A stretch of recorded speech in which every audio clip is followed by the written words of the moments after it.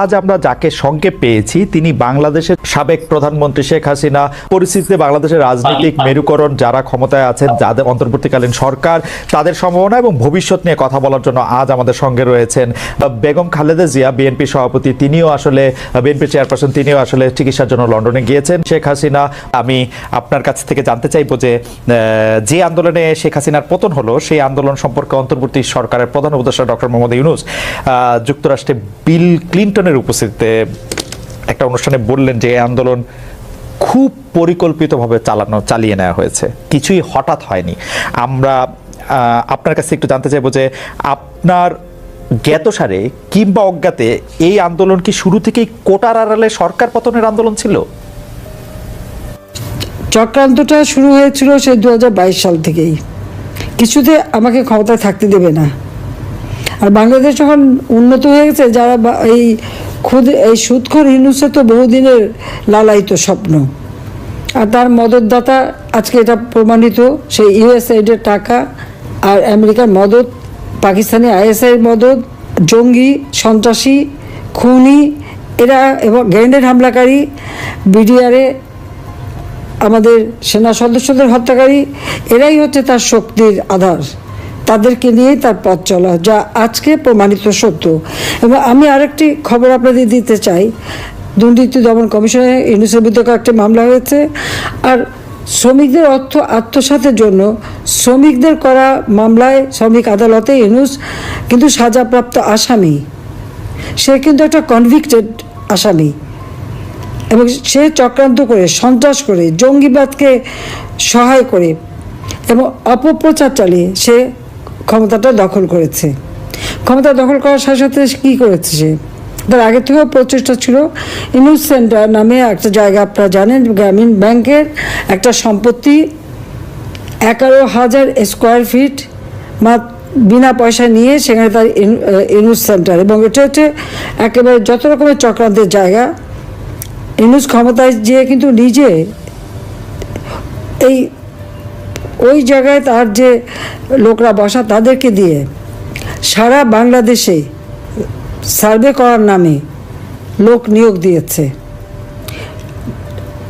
ঢাকা জেলার জন্য 40 জন, আর তাছাড়া সারা বাংলাদেশের জন্য তার প্রায় 80 থেকে 100 জনের টিম। বিভিন্ন জেলায় জেলায় তাদের দায়িত্ব, যেখানে সিটি কর্পোরেশন বা পৌরসভা আছে সেই জায়গার জন্য বেশি করে লোক নিয়োগ। এবং ইউনিয়ন পর্যায় পর্যন্ত সে লোক নিয়োগ দিয়েছে, যাদেরকে সে টাকা দেয়। তাদের হাতে মোবাইল ফোন, স্মার্টফোন, তাদের হাতে কম্পিউটার এবং সমগ্র বাংলাদেশের সমস্ত তথ্য দিয়ে তারা পাঠায়। এই তথ্যের যে তথ্যগুলি সে সংগ্রহ করে যাচ্ছে, সেটা হচ্ছে আওয়ামী লীগের নেতারা কে বেশি জনপ্রিয়, অতীতে কে জনপ্রিয় ছিল বা এমপি ছিল বা চেয়ারম্যান ছিল বা কি ছিল, বা ভবিষ্যতে কে হবে আর বর্তমানেও কে আছে, এই সমস্ত তথ্যগুলি সংগ্রহ করা। বিত্তশালী সম্প্রদায় কাকে সমর্থন দেয়, আওয়ামী লীগকে দেয় না কাকে দেয়, তাদের তথ্য সংগ্রহ করা। এবং আওয়ামী লীগ, বিএনপি, জাতীয় পার্টি, জামাত কার কোথায় কী অবস্থা, ভোটের কী অবস্থা, এই সমস্ত তথ্য সংগ্রহ করার জন্য তার কিন্তু এজেন্ট নিয়োগ করা আছে। এছাড়া সে যে বিশাল গুন্ডা বাহিনী পালে, 1000 মোটর সাইকেল তাদেরকে দেওয়া হয়েছে এবং তাদের হাতে স্মার্টফোন এবং কয়েকটা মাদ্রাসা, কিছু ইউনিভার্সিটি, 35টা কলেজ ইউনিভার্সিটির কিছু ছেলে মেয়েকে সে টাকা দিয়ে পেলে পুষে রাখে এবং তাদেরকে দিয়ে যত অঘটনগুলি ঘটায়।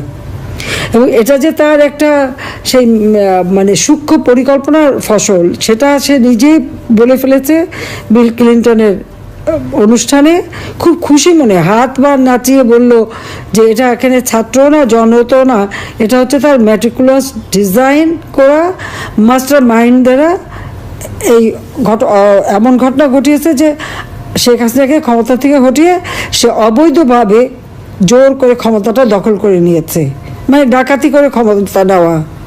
এবং ক্ষমতা নেওয়ার পরই আওয়ামী লীগের উপরে যত রকমের অত্যাচার, আর এই অত্যাচারে আরও উৎসাহিত হয়ে বিএনপি আর জামাত তো আছেই। কারণ জামাতের কথা হচ্ছে, আমরা যুদ্ধাপরাধীদের বিচার করেছি, যেখানে জিয়াউর রহমান যুদ্ধাপরাধীদের মন্ত্রী করেছিল। আর যারা সাজাপ্রাপ্ত আসামি তাদেরও ছেড়ে দিয়েছিল। গোলাম আজম পাকিস্তানি পাসপোর্ট নিয়ে পাকিস্তানে ছিল, তাকে আবার ফেরত এনেছিল। তাদের আমরা বিচার করেছি, কাজে সেই প্রতিশোধ দেবে। আর জাতির পিতা বঙ্গবন্ধু শেখ মুজিবুর রহমানের হত্যাকারীদেরকে জিয়াউর রহমান ইন্ডেমনিটি দিয়েছিল, দায় মুক্তি, তাদেরও বিচার করেছি।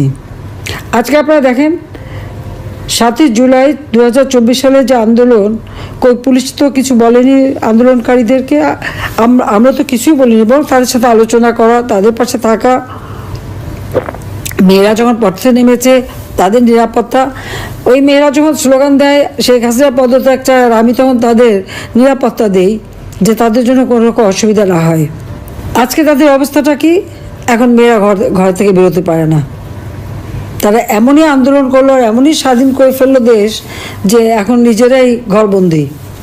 তো এখন যাবে কোথায়, তারা কী করবে? আর সেই যেটা কোনো কোটা ইস্যুই ছিল না, সেই কোটা আন্দোলনই বা তাদের কোথায় গেল? আর এখন সপ্তদলীয়করণ, এই অস্ত্র লাঠি সোটা নিয়ে চিফ জাস্টিসকে পদত্যাগ করতে বাধ্য, জজকে পদত্যাগ করতে বাধ্য। কোনোদিন এই অবস্থায় কখনো বাংলাদেশকে ভাবতে পারেনি। শিক্ষকদের চাকরি থেকে বের করে দিচ্ছে, ইউনিভার্সিটি, কলেজ, স্কুল সব জায়গায় ছাত্রছাত্রীদের অপমান করাচ্ছে। প্রতি পদে পদে চরমভাবে মানবাধিকার লঙ্ঘন করে যাচ্ছে। বাড়িতে ছোট শিশু তা থাকা সত্ত্বেও বাবা মাকে গ্রেপ্তার করেছে, বাবাকে, তাকে মাকেও। তো এই বাচ্চাটাকে কে দেখবে? কি হবে তার? 93 জন আইনজীবীর বিরুদ্ধে মামলা তারা সারেন্ডার করেছে, তাদের জামিন দেবে না। কিছু জামিন দিয়েছে, কিছু দিচ্ছে না। মানে আপনি যে বিচার চাইবেন সেই সুযোগটাও নাই। আইনজীবীদের এইভাবে গণহারে মামলা দেওয়া, গ্রেপ্তার করা, পৃথিবীর কোনো সভ্য দেশে এরকম ঘটনা ঘটে বলে আমার তো জানা নেই, আমি তো দেখিনি। কাজে বাংলাদেশে আজকে কি? আইনের শাসন নাই, ন্যায় বিচার পাওয়ার অধিকার নাই, নারীদের কোনো স্বাধীনতা নাই। এবারে ঈদে শ্রমিকদের কান্নায় ভরা, 1100 ইন্ডাস্ট্রি বন্ধ, শ্রমিকদের কাজ পায় না। তার উপর আমার আওয়ামী লীগের নেতাকর্মীদের ঘর বা বসত বাড়ি, ব্যবসা প্রতিষ্ঠান, তাদের গরুর খামার, মৎস্য খামার, মুরগির খামার, ফলের বাগান সবই ধ্বংস। দোকানপাট যা ছিল একেবারে সব ভেঙে চুরে লুটপাট করে জ্বালিয়ে পুড়িয়ে নিঃস্ব করে দিচ্ছে। কেন? আওয়ামী লীগ যেন আর কোনোদিন মাথা তুলে দাঁড়াতে না পারে, এটাই তাদের চেষ্টা। হাজার হাজার ছাত্রছাত্রীরা আজকে লেখাপড়া করতে পারে না, ডিগ্রি কেড়ে নেয়, তাদেরকে পড়াশোনা করতে দেবে না। একটা মেয়ে পরীক্ষা দিতে গেল, তাকে কিভাবে লাঞ্ছিত করলো, তাকে যারা মারলো, চুল ধরে টেনে মাটিতে ফেললো, পুলিশ দাঁড়িয়ে থাকলো, সেনাবাহিনীর সদস্য দাঁড়িয়ে থাকলো, অপরাধীদের কিছুই বললো না। আর যে মার খেলো সে মেয়েটাকে ধরে নিয়ে জেলে পড়লো।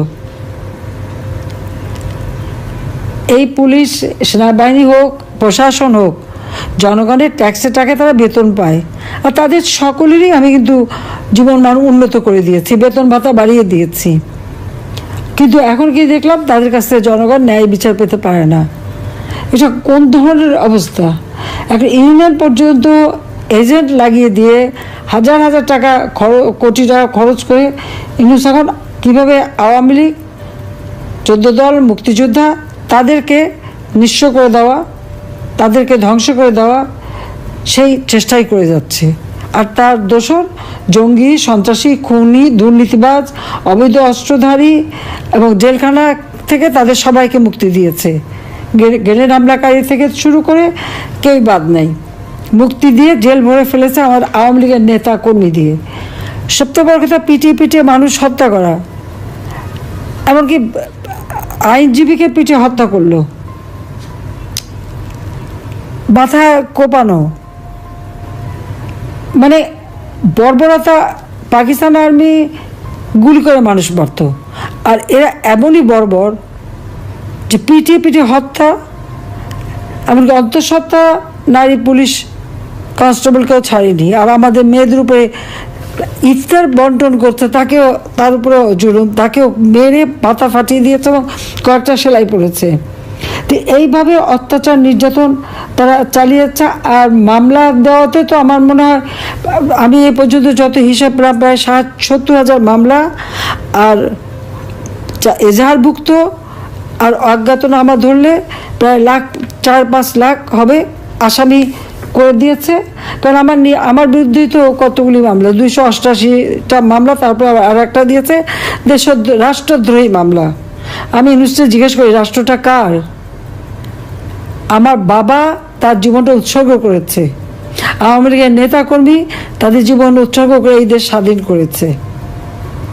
আমি জনগণের নির্বাচিত প্রতিনিধি, জনগণ আমাকে ভোট দিয়েছে, পার্লামেন্টারি পার্টিতে আমি ভোট পেয়েছি, সমর্থন পেয়ে সরকার গঠন করেছি। সংবিধান মোতাবেক আমার প্রধানমন্ত্রিত্ব হচ্ছে বৈধ সাংবিধানিক। আর ইউনূস এই জঙ্গি সন্ত্রাসী তাদেরকে নিয়ে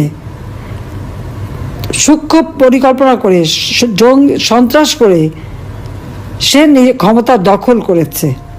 তার কোনো জনগণের ম্যান্ডেট নাই, সাংবিধানিক ভিত্তি নাই, আইনগত ভিত্তি নাই।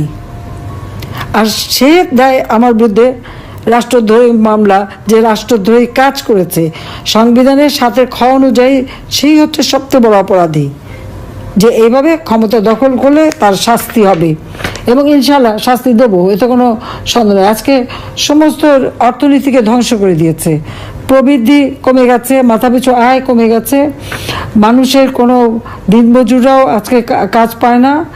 আর ধর্ষণ, শিশু নারী ধর্ষণ, বাংলাদেশ জন্য এখন ধর্ষণের স্বর্গরাজ্য, কিন্তু কেউ সংবাদ পরিবেশন করতে পারবে না, কোনো সংবাদ দিতে পারবে না, কোনো নিউজ দিতে পারবে না। যে নিউজ দিতে যাবে, সে সংবাদ পরিবেশন করবে, তার বিরুদ্ধে ব্যবস্থা নেবে। সেখানে তার এজেন্ট বসানো আছে। এই যে কত এজেন্ট পালে, এটাই হলো সবথেকে বড় কথা, যে এইভাবেই